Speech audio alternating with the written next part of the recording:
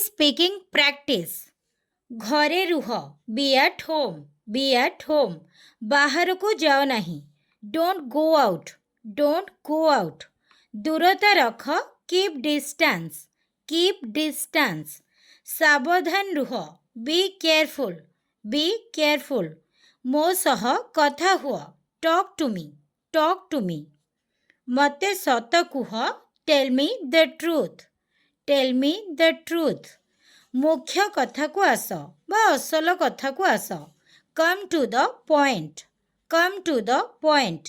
मो आखि को देख, look into my eyes, look into my eyes.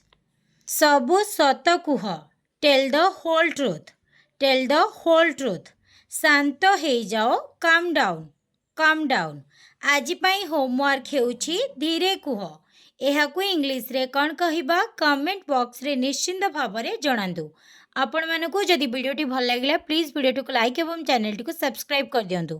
Thank you for watching.